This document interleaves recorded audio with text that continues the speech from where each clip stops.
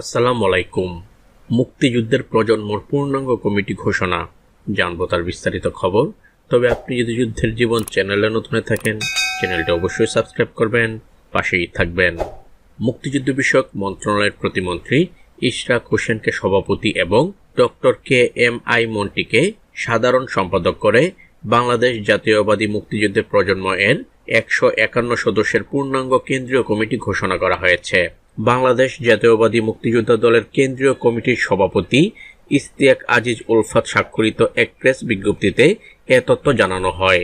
Press বিজ্ঞপ্তিতে বলা হয়, বাংলাদেশ জাতীয়তাবাদী মুক্তিযুদ্ধের প্রজন্ম সংগঠনকে আরও গতিশীল করার লক্ষ্যে 24/11/2025 তারিখ ঘোষিত বাংলাদেশ জাতীয়তাবাদী মুক্তিযুদ্ধের প্রজন্ম এর কেন্দ্রীয় আহ্বায়ক কমিটি বিলুপ্ত করে অদ্য 23/4/2026 তারিখে বাংলাদেশ জাতীয়তাবাদী মুক্তিযোদ্ধা দল কর্তৃক মুক্তিযুদ্ধ বিষয়ক মন্ত্রণালয়ের প্রতিমন্ত্রী ইশরাক হোসেনকে সভাপতি এবং ডক্টর KMI মন্টিকে সাধারণ সম্পাদক করে বাংলাদেশ জাতীয়তাবাদী মুক্তিযুদ্ধের প্রজন্ম এর 151তম সদস্য বিশিষ্ট পূর্ণাঙ্গ কেন্দ্রীয় কমিটি ঘোষণা করা হলো।